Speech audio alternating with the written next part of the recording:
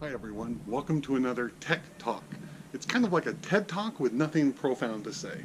In this episode we're going to talk all about spare parts, and at the very end we're going to do a little Q&A to answer questions that people have left in the comment section on YouTube since our last video. So enjoy the introduction and the Tech Talk. Hi, I'm Rosie. And I'm Jim. And this is Cruising Sea Venture.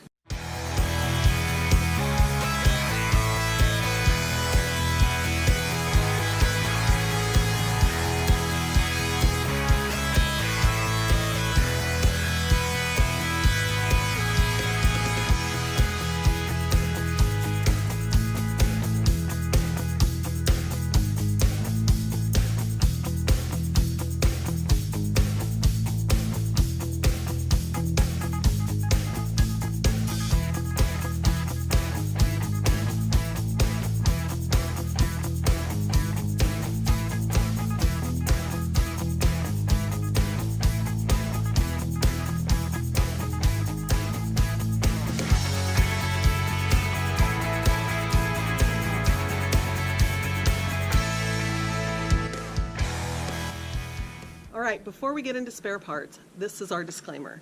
We are not experts at anything. Actually, we've just been boating for 24 years, and what we're sharing is what we have learned and what has worked for us over the years. So take this with exactly what it is. Words from people who have just been around doing it, but no, we don't have technical training. We don't have any special training in spare parts. This is just our experience with spare parts. So enjoy. Today we're going to talk about if we need to have spare parts. If we do, what spare parts should we have? What about tools and manuals? What to do with all the spare parts once we've got them? How to store the spare parts? And lastly, how to keep track of all these parts. Do you need spare parts? Well, we think so, or we wouldn't be doing this video. But maybe the most important spare part is a Boats US membership. This is like AAA on the water, and if you run into trouble, you can give them a call. They have their number on the back side, and it's someone out there who can help you out in the case of an emergency. They're available if you don't have a membership, but it's many times the price, so the membership is well worth the peace of mind. What spare parts should you have? Well, we started with spare parts for what we call mission critical systems. Those are the parts of the boat that if they didn't work for us, we would not be able to continue our cruising plans until those issues were resolved. Now, what's mission critical is different for almost everybody. I can think of the Barkleys, a couple who wrote a whole series of books that are great if you have a chance to read them. They sailed around the world in their 24-foot self-made sailboat. Never did get around to installing an engine, a toilet, or any electrical systems. For them, obviously, those items weren't mission critical. In fact, they weren't even needed. Other people may not want to leave the dock unless the helicopter on the upper back deck was fully operational and the pilot on board. For us, the mission critical systems are stuff like the engines, transmissions, freshwater system, toilets, the generator. So those are some of the examples of systems that we really need to have operational if we're continuing along on our cruising plan without interruption. Once you've got your mission critical items covered how you think you want, then you can think of non-mission critical items. It may be a separate set of fishing poles, a second television, more than one coffee maker, whatever it might be that's important to you, but you wouldn't necessarily stop, turn around, or not continue because you didn't have it. So once you've decided you have something like your engine, you think that's mission critical, and you want to know what spare parts you should have, the first place I would turn is to the engine manufacturer. In our example, we have Ford Lehman engines, and American Diesel Corporation is a great company that sells Ford Lehman parts, and they've created a limited cruising kit, a list of spare parts for coastal cruisers. They've created a list of spare parts for extended cruisers. And they've kept more spare part list. So it's a great place potentially to turn for those kind of parts. Another example is Spectra water makers. They're the maker of our water maker. Rather than trying to figure out what 100 spare parts you need for the water maker, they can sell you a kit that has 150 spare parts and the directions. So at least you have a shot at repairing your water maker in the middle of nowhere if you plan to be in the middle of nowhere and you want to have your water maker working. Some spare parts just really don't facilitate field repair. I'm thinking of stuff like the radar, the electronic portions of depth sounders, the electronic portions of autopilots. A lot of those kind of things, you're not sure where you would start if they suddenly quit working. And for some of those systems, if you think they're mission critical to you, then at least what we've done in those cases, we've got 2 of them, whether it be radars, autopilots, depth sounders, those kind of things. You know, when you're thinking of all these spare parts and repairing this stuff that's on board your boat, you know, we can't be a MacGyver for everything. There's going to be stuff that we really don't know how to repair or to diagnose effectively. And one thought comes up, well, if I don't know how to put a spare part on, I don't know how to diagnose something, should I have those spare parts on board? And my recommendation is absolutely. Our experience has been that whether it be other boaters, small boat repair shops, or large boat repair shops, that labor or the skill sets to repair stuff on your boat are far more readily available than the actual parts that you might need for the components on your boat. So even if you don't know how to repair something, you may get a long ways toward getting a repair completed because you've got the necessary spare parts, and if necessary, any appropriate custom tools that are needed. On Sea Venture, we're fortunate enough to have quite a bit of storage space, so we're able to carry quite a few tools. Here's my toolbox in the engine room. In addition to the toolbox, we've got larger tools stored in the lazarette. So you just need to kind of have an organized methodology to your tools and see what you have room for and then carry what you can. We also have manuals that we keep organized. We happen to keep them in file boxes under the helm chair in the pilot house. I'm amazed how often we are constantly accessing these manuals while we're cruising along. But it's great to have manuals for almost everything. If there's parts on your boat you don't have manuals for, manuals I think for almost everything are available online. So somewhere where you've got Wi-Fi, take the time, find the manuals online, print them out, do what you need to do, organize them, so that if you need them, you know where they are. What should you do with spare parts once they arrive? Well, this is an area where we kind of developed what we do over time from experience. If a spare part like a new alternator arrives, we do not take that new alternator and put it with our other spare parts. And what I would recommend you do is what we've done is when the alternator arrives, when you're safely in your home port, install the new alternator. Go down in the engine, get out the manual, figure out the tools, and install the new alternator. A whole bunch of things are going to happen when you do that. One, you're going to figure out what tools you need that you don't have on board. You're going to figure out what other parts besides the alternator you might need, whether it be the adjustment arm or whatever for an alternator that you don't have. And you learn how to do it. Now you know how to do it. If you have to do it while you're cruising, you've done it before, you can do it again, you know you've got the parts, you know you've got the tools. Take the alternator that you took off your engine, that's now your used alternator, and put it in your spare parts. Now chances are, you know what's going to happen, you've got a new alternator on the engine, you're not ever going to need to replace it while you're out cruising. But if you do, you know how, you got the tools, you're good to go.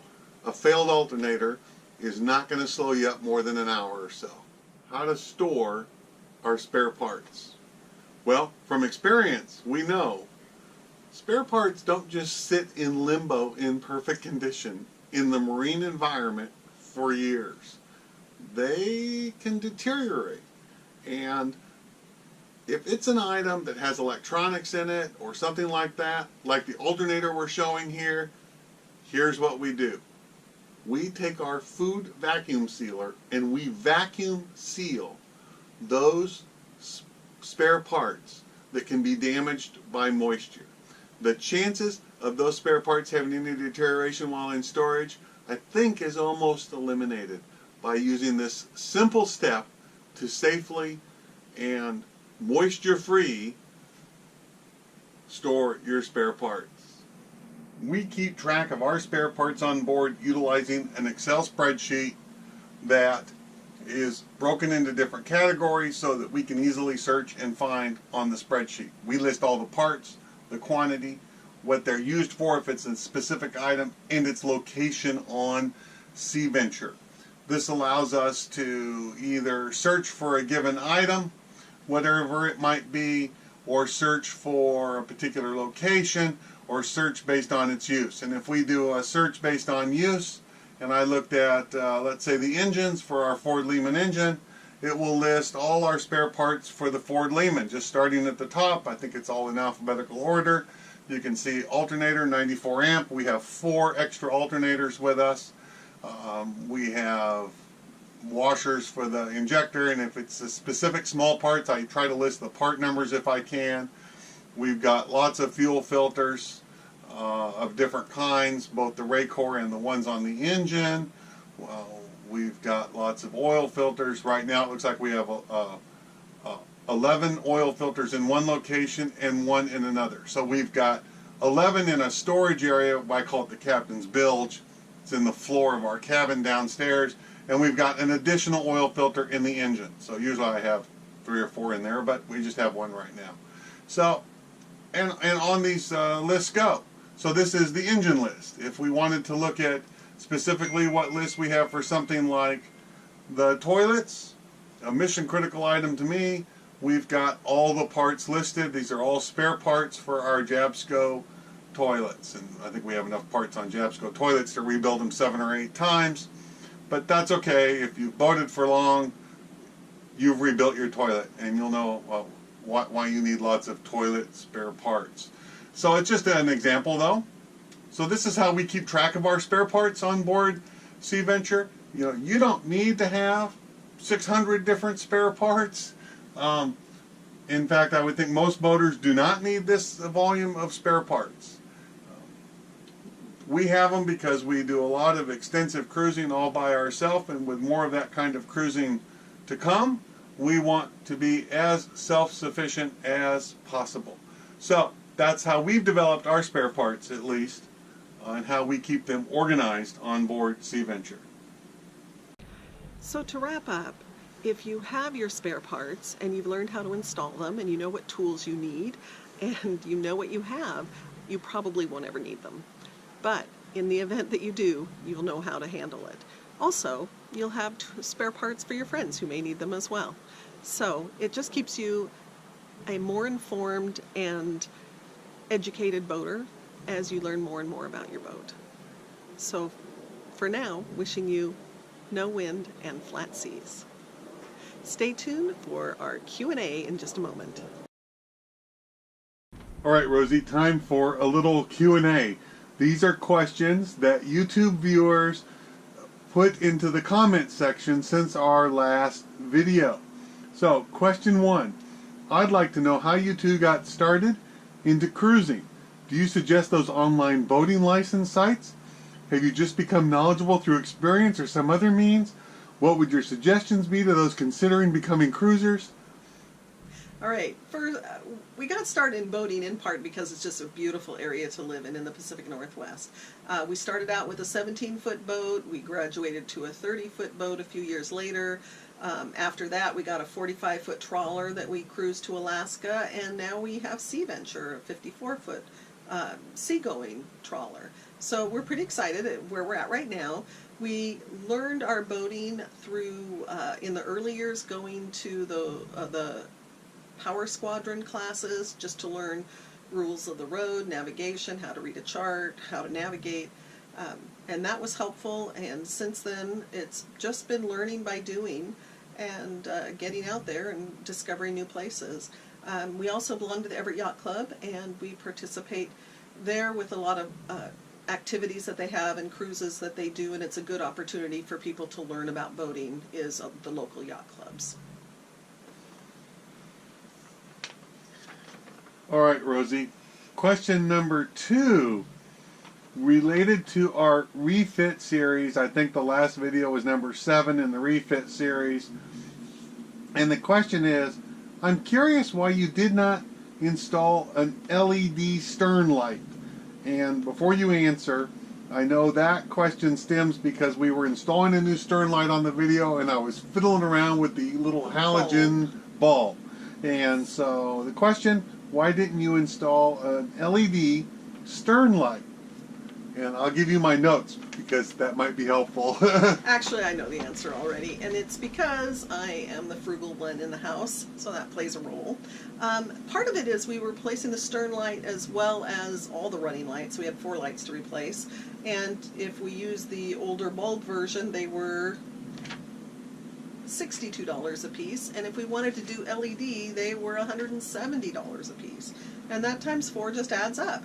And so we thought, you know, the only time those lights are ever going to be on is when we are running, when we are motoring at night. And so the motor is on, so we have power. So it was really not a power issue. So we decided that we could get away with the bulb lights, and that would satisfactorily do the job and probably last us many, many years. So we think that'll be just fine. Thank you for watching. If you have any further questions, please leave them in the comments below, and we'll get to them at the end of the next video. So for now, thank you very much for watching, and we'll see you next time.